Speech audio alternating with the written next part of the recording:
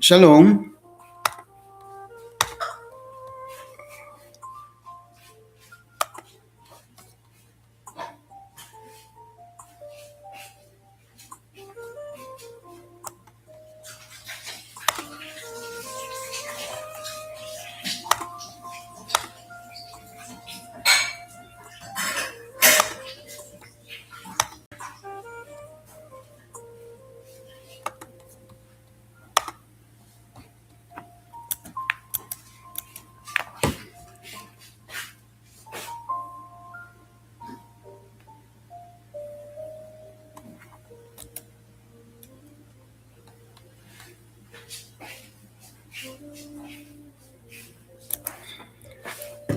Shalom. Numbers 8 opens with a command to light the menorah. 7 lamps directed forward, shining in front of the lampstand. And it closes with the Levites. Cleansed, shaved, washed, offering as a living wave offering, set apart to carry the weight of Israel's service so the whole camp would not come under judgment. 2 subjects, 1 chapter. And the thread that connects them is this: you cannot give light from a position of uncleanness. You cannot carry the sacred until the ordinary has been removed. Stay with me through this whole study, because at the end I'll leave you with a live sax meditation on the menorah. 7 flames, 1 lampstand.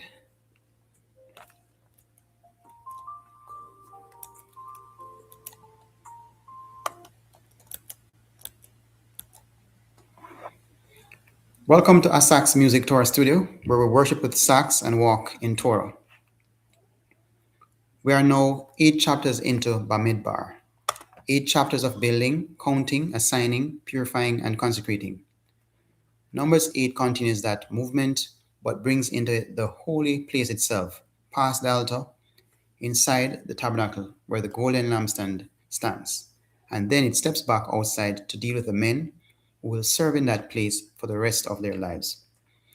If you have ever felt the weight of a calling to serve, or wondered what it actually takes to step into the place the Creator has prepared for you, Numbers 8 gives a detailed, demanding, and deeply merciful answer. Walk through Numbers 8 with me. You can open with me to Numbers chapter 8, beginning at verse 1. Numbers 8, beginning at verse 1.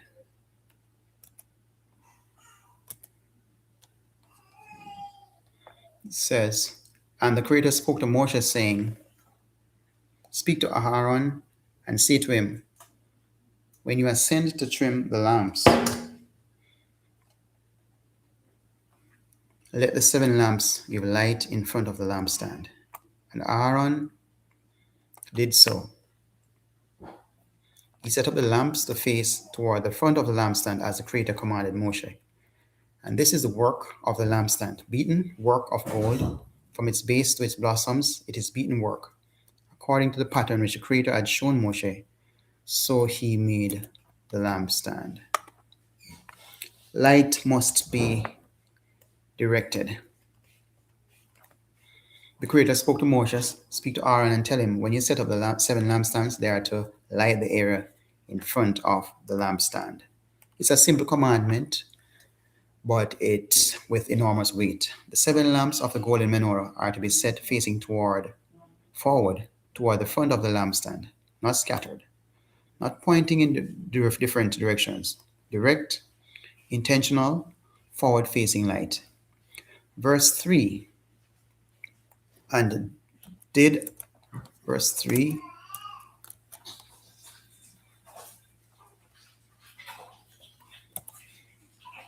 and did Aaron did so. He set up the lamps facing toward the front of the lampstand, just as the Creator commanded Moshe. Perfect, immediate obedience. This is how the lampstand was made. It was made of armored gold from its base to its blossoms. It was almond work, according to the pattern which Creator had shown Moshe. So he made the lampstand. 1 piece of gold, armored, not cast, not assembled from parts. The entire lampstand was beaten out of a single mass of pure gold. Base, shaft, branches, cups, buds, blossoms, all one piece. The Creator gives two specific details about the menorah in 4 verses. First, the lamps face forward, giving light to the area in front of the lampstand.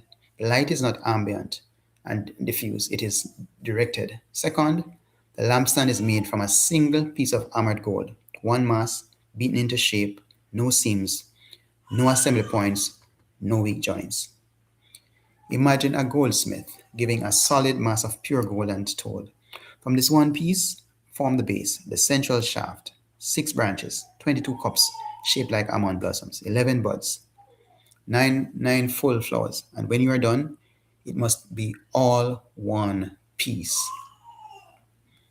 No soldering, nor rivets, no separate parts glued or welded together. The work is beating, pressing, shaping, hammering the gold into its form without breaking it apart. This is the menorah. Unity of material was not incidental, it was commanded.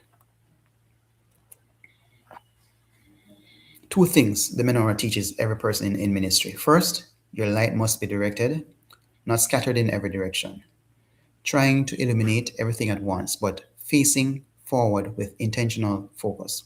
Second, your service must come from a single source, integrity of material, unity of purpose. A lampstand assembled from many separate pieces has potential breaking points. The Creator demands armored gold because He wants the light to come from something whole. Ask. Ask yourselves, is it coming from an integrated life, one piece, or from parts that haven't been fully beaten into unity yet? There is a deeper meaning from this reading that we should extract. The Hebrew word for Ahmad, Miksheh, appears 6 times in the Torah, all in connection with the menorah. The lampstand is the most consistently described object in terms of its manufacturing process. The Creator cares not only that the lamp gives light, but how it was made. The process of forming the hammering is part of what makes the light legitimate. You cannot shortcut the hammering. You cannot produce a lampstand that meets the Creator's standard. Some things must be formed under pressure.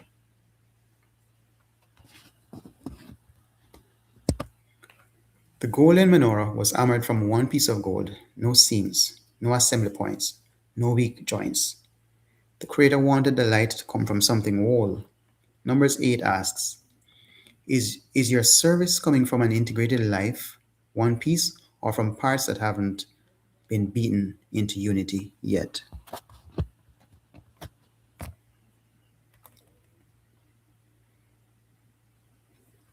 We'll move on to the second half of Numbers 8. That's from verses 5 through to 13.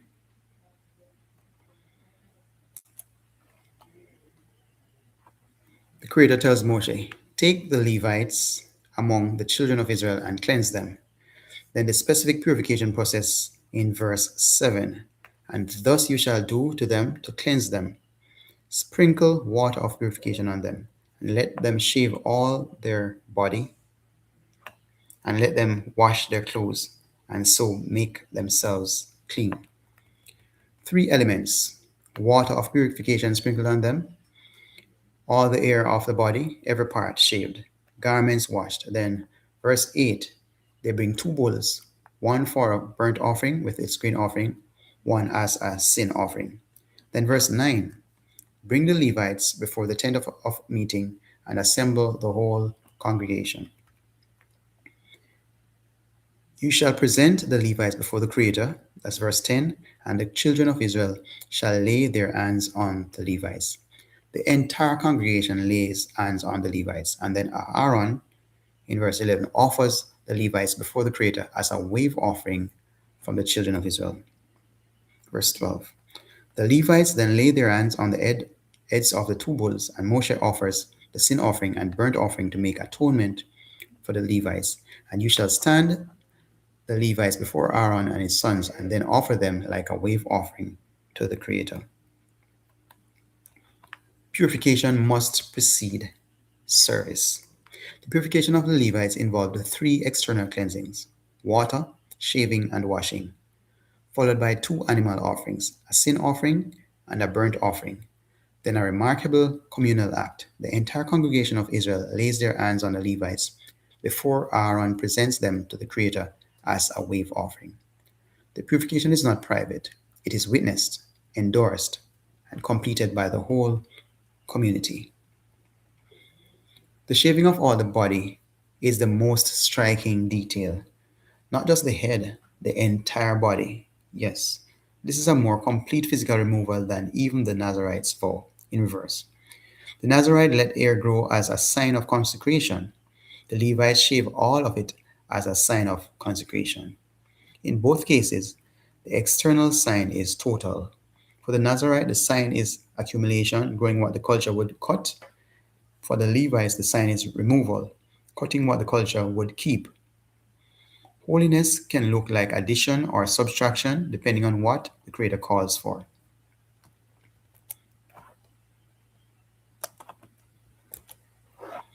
Notice the chain of substitution in this passage. Israel lays hands on the Levites, transferring identity and responsibility. The Levites represent Israel before the Creator. Then the Levites lay their hands on the bulls. The animals bear what the Levites carry. The Creator designed the entire system of service and substitution so that nothing stands before Him uncovered. No one enters the tabernacle on raw merit. Every layer of approach requires a layer of covering. The principle runs from the Levites all the way to the mercy seat, and it has never changed.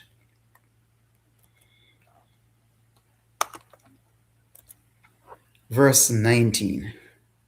In verse 19, it explains the reason for the Levites' role with a single sentence. I have given the Levites as a gift to Aaron and his sons from among the children of Israel to do the work of the children of Israel in the tent of meeting, and to make atonement for the children of Israel, that there be no plague among the children of Israel when the children of Israel come near the sanctuary. The Levites are not servants of convenience, they are a protective buffer, standing between the untrained approach of the people and the holy space where the Creator dwells. Their service literally keeps the camp alive. Israel laid hands on the Levites. The Levites laid hands on the bulls. The Creator designed the whole system so that nothing stands before Him uncovered. Numbers 8 teaches that purification before service is not a ritual formality. It is a protective mercy for the people you serve. Let's now read the Creator's own explanation of what the Levites are in verses 14 through to 19.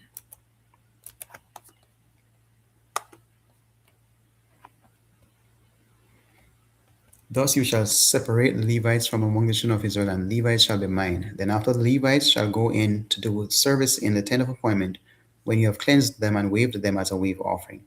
For they are given to me from among the children of Israel. I have taken them for myself instead of Israel. I have taken them for myself instead of all who open the womb, the firstborn of all the children of Israel. For the firstborn among the children of Israel are mine, both man and beast.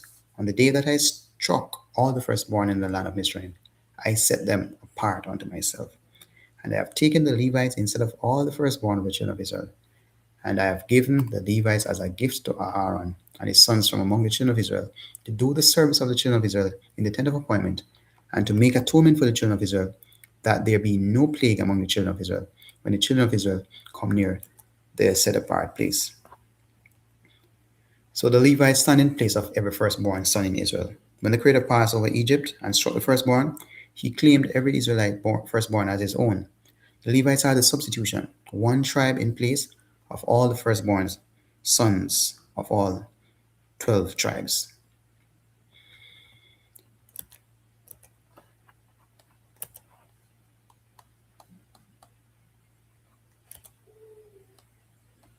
The word translated given in verse 19, Natan, it appears 5 times in one verse. I have given the Levites as a gift to Aaron to perform the work for the children of Israel to make atonement so there be no plague. The repetition of give 5 times is deliberate. The Creator is emphasizing that the entire arrangement, the Levites, their service, their protective function, is his gift to Israel. The people did not earn a protective class of servants, they received one. The Levites serve at the intersection of people and holiness. They do the work that the untrained Israelites cannot do safely. They maintain the tabernacle, carry the holy objects, and perform the service that prevents plague from breaking out when unordinary people approach sacred space carelessly. This is a picture of every person who is called to serve in a mediating capacity between people and the holy things of the Creator. The calling is not prestigious in the world's terms, it is protective, and it is a gift from the Creator to the people being served. The Creator says, they are mine, not just that they serve me. The Levites were owned, claimed, and positioned as a gift and a shield between the people and the holy. Numbers 8 shows that every protective calling in the Creator's service is not a burden. It is his gift to the people being protected. Now let's close with the final section, verses 20 through to 26.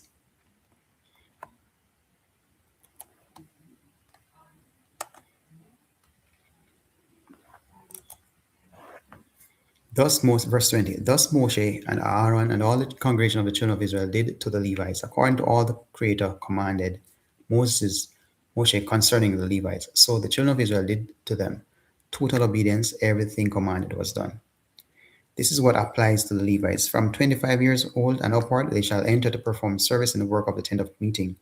And from the age of 50 years, they shall cease performing the work and shall work no more.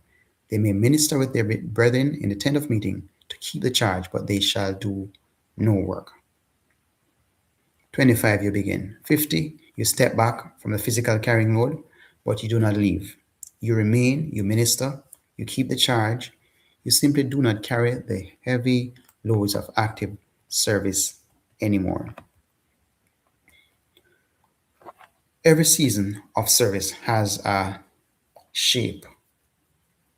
The Creator establishes a service window for the Levites, active physical service from age 25 to 50, 25 years later. After 50, they continue to minister but no longer bear the heavy carrying loads. The Levites do not retire from the presence of the Creator at 50. They transition. The nature of the service changes, but the relationship does not end. Imagine a 51-year-old Levite. He has spent 25 years carrying the ark's poles, the tabernacle frames, the sacred vessels through the wilderness. His body has given his best years to the physical weight of the Creator's dwelling. Now at 51, he still comes to the tent of meeting every day. He still keeps watch. He still instructs. He still mentors and serves alongside his younger brothers. But he does not pick up the poles. He does not carry the frames. The physical load has been passed, but the wisdom, the presence, and the watchfulness remain. The Creator builds seasonal transitions into service by design. 25 years of one kind of service, heavy physical carrying, then a new form, watching, guiding, keeping. Neither season is superior. Both are necessary. The error we often make is either refusing to enter the heavy carrying season when it is our time, or refusing to transition when the Creator signals a change. Numbers 8 says, know your season, enter it fully, and when the transition comes, don't retire from the tent. Just put down the poles and pick up the watch. The chapter closes as it opened with obedience. Aaron lit the lamps exactly as commanded. The entire congregation did the Levites exactly as commanded. In a book that will soon document Israel's failure in the wilderness, Numbers 8 stands as a chapter of complete obedience from the high priest to the whole congregation. This is what the camp looks like when it is functioning according to the Creator's design. Light directed forward, servants purified and presented, every age serving in its own season. At 50, The Levites stopped carrying, but they didn't leave. They stayed, watched, and mentored. Numbers 8 shows that the Creator builds seasonal transitions into service by design. Know your season. When the transition comes, don't retire from the tent. Just put down the poles and pick up the watch.